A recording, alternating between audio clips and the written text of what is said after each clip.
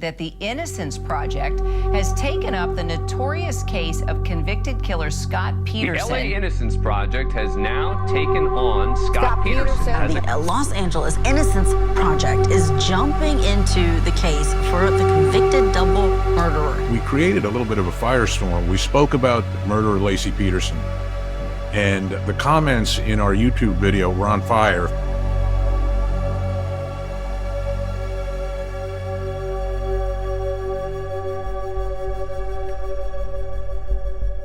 Ladies and gentlemen, welcome to Truth Nation. I'm Bill Bodner here with the Chief. I got to learn how to say that in Spanish, Mark. It just sounds like it would be more impactful. The Chief, Mark Garrett, retired Chief, Mark Garrett. Mark, we created a little bit of a firestorm. We spoke about murderer Laci Peterson, and the comments in our YouTube video were on fire. If people haven't checked him out, go on there and check him out. There's about a 6-hour A&E documentary, probably 5 hours. It's 6 episodes, about 50 minutes each, that people pointed to as really destroying the prosecution case. There was someone on that actually has a very interesting YouTube channel. I'm going to give her a plug. It's at True Crime Matters. I encourage people to check out that channel on YouTube. She actually broke down a lot of things in this case that we're going to talk about, Mark. And I'm going to tell you honestly, I'm not in the same place I was the first time that we spoke about it. I think there's some serious unanswered questions. There's a bungled case by the police department, or at least a sloppy case where they knew there was some evidence out there that should have been turned over that wasn't, and it was evidence that would potentially create doubt. Just to highlight, looking at this case was about one thing. It was about Amber Frey. It was about Amber Frey's testimony, and that painted the picture of who Scott Peterson was. And it was at that point, for that reason, in my opinion, that he was convicted of murder. If you look at the trial going up to that point, and the one juror who was actually kicked off the trial, he detailed what was going on in those early witnesses, and it was a disaster for the prosecution, apparently. It was really a disaster. So let's talk about a couple things and see if what you have to say about them when I bring them up. One of the things I joked about, Mark, was the Martha Stewart show. And I said, hey, there was no meringue on the Martha Stewart show. They convicted him of murder for no meringue. And the prosecution had subpoenaed or whatever the run of the show. I actually had to do that once in a criminal case, by the way. There was an allegation that of the timing of something on a search warrant, and in one of the videos that was shot, you could see the TV playing in the background, and we had to subpoena the TV station to get the video from that day to ascertain exactly what time some event happened. Anyway, the prosecution gets information back from the network and says, no, they weren't making meringue that day. They were actually making cookies. When you watch the video, which apparently the prosecution didn't do, when you watch the video, they're discussing one part of the baking process, and the one woman says to Martha Stewart, well, what will we do with the egg whites? I don't remember if it's exactly what it was. And what's the response? It would be a great meringue. So there was actually discussion about meringue that day. Now, what does that mean? It means that maybe I discounted that just as some crazy lie, like he just made something up. He just made up this story. And does that mean he's innocent? No, but there's a lot of little things like this that the prosecution made a point the prosecution wanted to make these points to make him look guilty. And with those early witnesses, those things fell apart. They fell apart. Now, here's another example. When a forensic expert, and tell me what you think of this, Mark. When a forensic expert looked at a computer in the home that morning, Christmas Eve, after Scott Peterson had left to go fishing, and by the way, he didn't go straight to the marina. He went to his office first, and we'll talk about that. Okay. But after he left, and that can be substantiated by some things he did at the office, or at least I shouldn't say that. At some point that morning, someone was on the home computer. I don't know if Scott was in the house at that time or not. but they looked at an umbrella with a sunflower pattern on it, or he or she did, and women's clothing, surfing for that on the internet. And the question was, this, I don't think this was turned over, this information. The question was, does this show that Laci was home and she was the one actually surfing on the web? Now, some of the comments were, no, that's probably something Scott did to cover up and make it look like she was home. Well, if that's the case, why didn't he tell anybody? Why didn't he tell anybody, hey, my wife was on the computer or something like that? Like, it never came up until after the fact.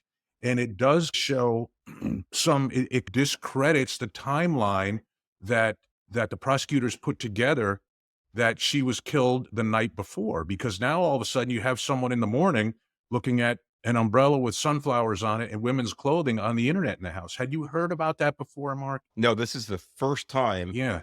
that I've heard about it. Right. And So, go go ahead. ahead. No, Go ahead. no, it's the first time I've heard about it. It's the first time I heard about a few points, and they're interesting points. They really are. I read the comments from the owner of the website that you promoted there a minute ago. Mhm. Some of them, they were interesting. Some of them raised some curiosity with me. But I'll be honest with you, Bill, there's nothing that I read in those comments that would have me deviate from my original belief that Scott Peterson is guilty of first-degree homicide ×2. Period. Yeah, so Simple. And I'll go down the line with you as we go, but here's my frustration with this case, Mark. And hey, I've said this to you before, and it comes back to what someone's rights are as an American, right? Mhm. The cop said, this is, I think, a quote, it's a red flag to not give consent. Because they searched his house originally, he gave consent, and then they came back a second time and they wanted his consent again. And his dad told him, hey, you better talk to a lawyer. And he didn't get a response from the lawyer in time. So he didn't give consent, and they went and got a search warrant. But they made a point to say it's a red flag not to give consent. So well, Yeah. that's, yeah. So, stop. Listen. And by the way, where was that said? Was that said in public, or was that said to a lawyer? it was said in public. Yeah. Like, and I don't know. I don't know if it was at a press conference, but I'm You're right. saying It was in a public setting. Right. It was in a public setting. Right. And listen, you and I talked about this in another case, I won't say another, because there's always some slop. There are always some loose ends left by law enforcement in almost any investigation, any substantial investigation. But we did talk about this, and especially things that you say in public that can influence Mhm. either public sentiment or jury pool or the credibility of your law enforcement agency. And to say that not giving consent is a red flag, that's a terribly, just an unprofessional thing to say. And again, it can be dangerous to the case. So Mhm. I didn't know about that, but you're absolutely right. That shouldn't have been said. Your right to give or withhold consent is just that. It's a right, nothing more, nothing less. And how about this, Mark? And now this just goes to what I would say is not the most thought through prosecution. He had a receipt from the marina where he went that day. He kept that receipt. And the prosecution made it a point to say it was very suspicious that he kept that receipt. I don't know that's suspicious at all. Like, I would think, in my experience, if you're going to park in a place like that, you have to leave the receipt on the dashboard. You know what I mean? So I Yeah. don't know if that's suspicious. And then he got gas on the way home. And they said, do you have a receipt? And he said, no. And they said, I think it's very suspicious that you don't have a receipt. So he keeps a receipt and it's suspicious. And then he doesn't keep a receipt and it's suspicious. And it's just little things like that that I feel like the prosecution was just really trying to throw up a bunch of, I don't know, almost embarrassing stuff and see what they could make stick and see what they could put on this guy. So Six witnesses said they saw Laci walking the dog on the morning of the 24th. Now, they did, and there's actually a timeline, and it traces her route where she would go to this park. Now, to the detriment of the defense, were those witnesses all called? No, they weren't, because the timeline is a little bit screwed up. When the neighbor found their dog, their golden retriever, wandering and put the dog back in the backyard, many of the sightings of Laci happened after that time. So that obviously that doesn't make sense, right? No, She it could doesn't not. make sense. And we It, talked about this on the but the show. thing is, we just don't know who is wrong about their time. Is the neighbor wrong who put the dog back? Some of these people were adamant that they saw her and the dog, and they were adamant that the police never followed up with them and studied it. And another one that's very strange, there was a witness, at least according to this private investigator that worked for the attorneys on the case, there was a witness at the marina who said he saw the boat going into the water and there was nothing in it. And he was not called. And I don't know why he would not be called. Apparently, he even asked if they would need him for the trial because he had a vacation planned and they said no. So I don't know the tactical decision not to call that guy unless something else in the story didn't make sense. Well, But yeah, let me jump in there. yeah, Um, and again, a lot of this is new. And actually, I wanted to come on cold turkey. I did a little bit of yeah, research and looked at the comments from one of the viewers. Again, I said she raised some very interesting points and debatable. I mean, not literally, there are things that legitimately should be talked about. But this particular witness didn't know about this either. That said he saw the boat going into the water, but he saw no one in it. Now, again, I'm sure you're paraphrasing, but did he say no one? In other words, did the boat no, go in the water by itself, or was no, no, Scott Peterson in it by himself? just Scott Peterson. And Okay, in other so words, he said the inside of the boat, he was right, standing on the dock working on another boat and he could hmm see down into it. And he said there was nothing unusual, I think was his okay. term, nothing unusual in the boat. He said there's nothing unusual in the boat. So Right. now, again, you just mentioned the discrepancies between various witnesses just a Mhm. couple of minutes ago. And again, you and I, again, we've talked about witnesses in as far as investigations. You talk to 5 witnesses and you get six different stories of what happened. Yep. I don't know what this gentleman saw at the dock. He said he saw nothing unusual. Here's the thing, Bill. I can tell you this from witnesses, as you very well can, Yep. Yep. that unless you are actually looking for something unusual, in other words, if someone tells you, hey, go out to the pier and look at every boat and see if you see anything unusual. Mhm. This, I don't know. I have no idea. It's quite possible that this gentleman, maybe telling the truth, he didn't recall anything. He didn't see anything. He didn't notice anything unusual. There may have been a body wrapped in something in the boat. He simply didn't notice. I have no idea. I don't Yeah. know. But the fact that he says he didn't see anything unusual doesn't strike me as very moving one way or the other. The other thing is this: we have to ask ourselves, if Scott Peterson has a defense attorney or a team of attorneys worth 2 cents, you asked the question a minute ago, why wouldn't they call a Right. witness who said he didn't see anything unusual? You Right. talk about maybe some malfeasance or some slipshod work on the prosecution side. My God, if you have an eyewitness said, hey, there was nothing in that boat except for Scott Peterson and a rod with a worm on it, Yep. get that guy on the stand in front of these jurors. They didn't do it. That's the questions people should be asking. Why didn't they? Yep. Yep. So a couple more things, Mark, and then we'll leave it for people to make their own decisions. One thing that I remember you questioning, especially, was like the anchor. Why not buy an anchor? So it turns out that the owner, so he bought the boat used. He bought the boat used from a gentleman. That gentleman made it a specific point to not sell him the anchor that was with the boat because he said he had another boat that he was going to use that anchor on. So he sold the boat to Scott with no anchor. Um, Scott, I thought that Scott had bought 90 pounds of concrete. I don't know where I got that. So I thought I read it somewhere. I did too. I thought I did Yeah. too. Well, apparently it was concrete that was at his workplace that had been there for quite some time.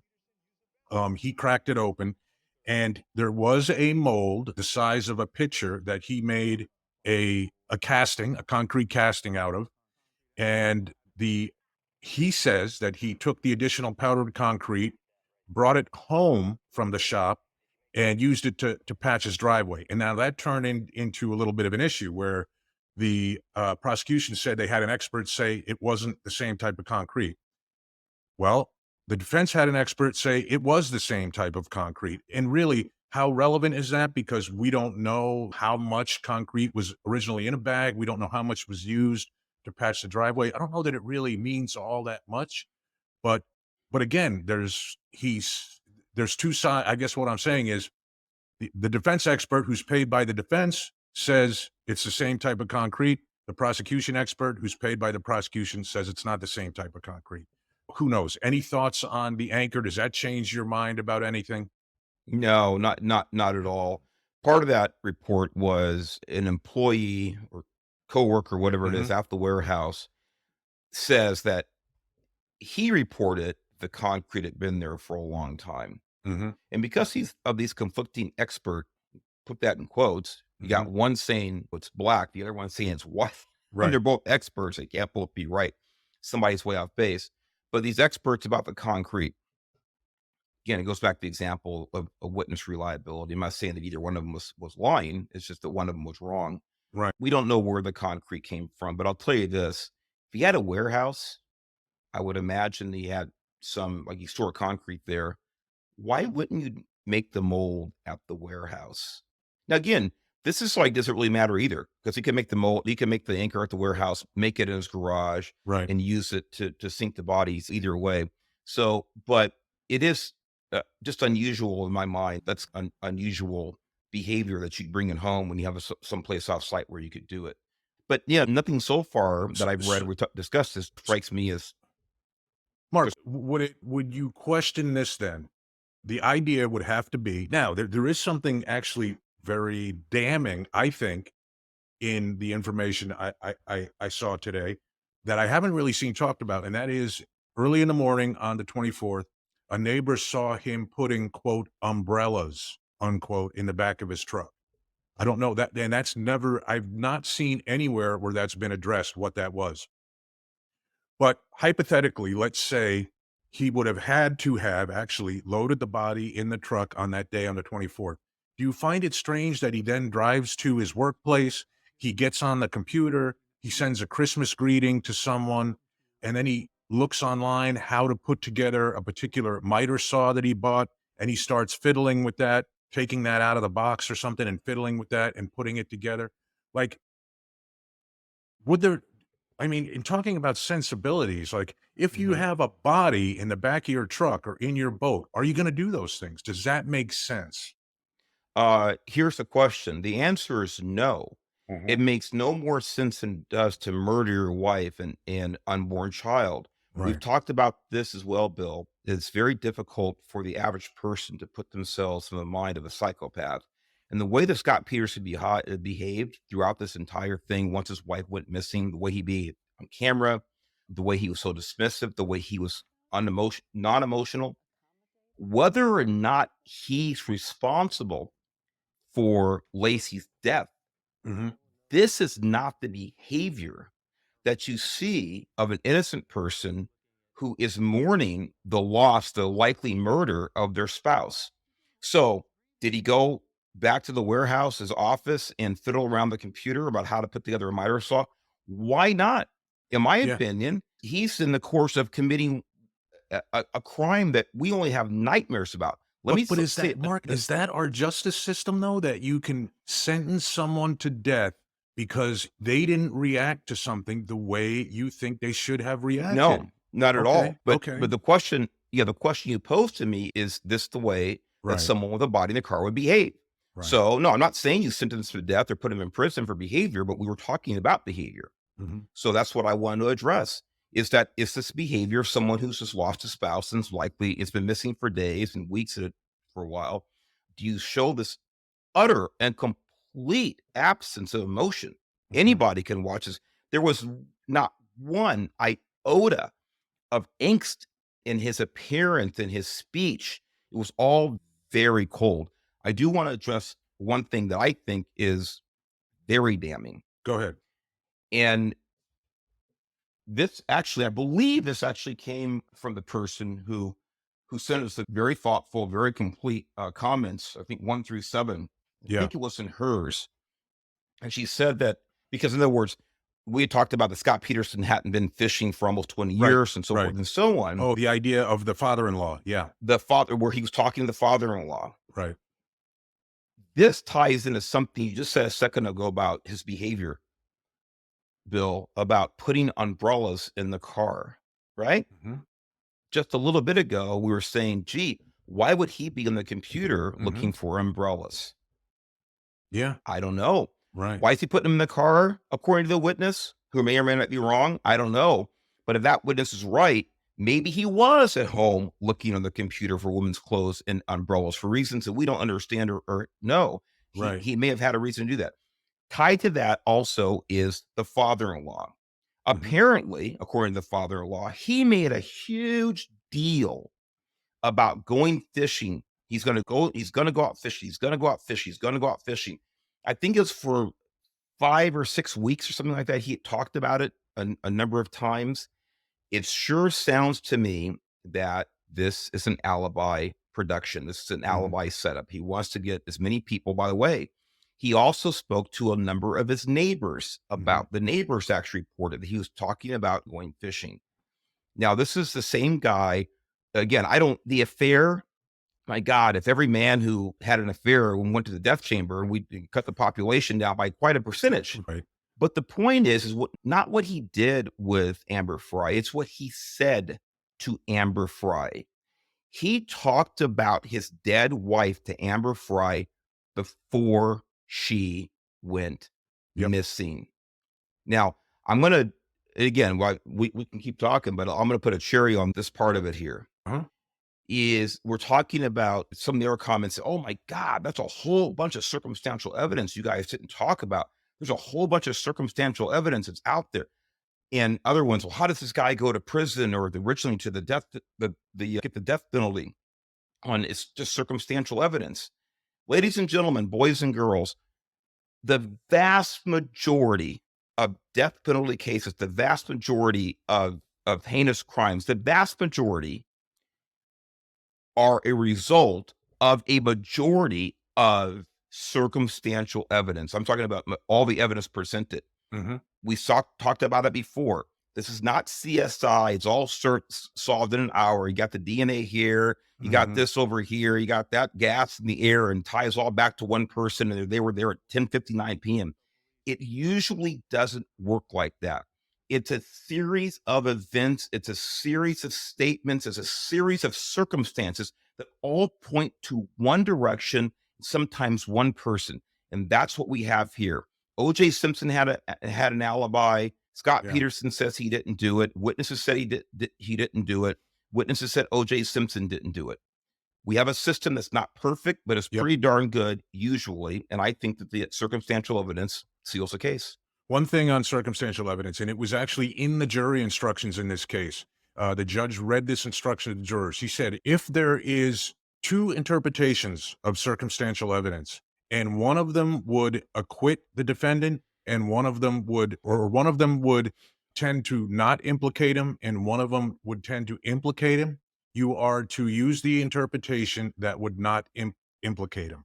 And the question is, I don't know, was that done? Two quick things, Mark, and then we'll call it a day, and we'll encourage people to give us their thoughts in the comments. First, please do.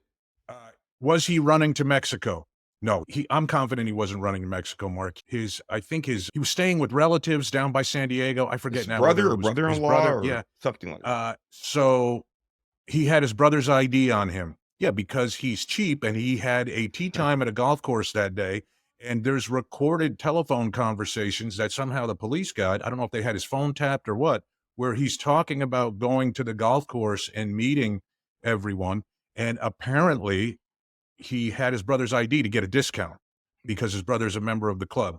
The blonde hair, the beard, the guy was being hounded by the media. Yeah, I'm not saying wrongfully, right? But he was being hounded by the media.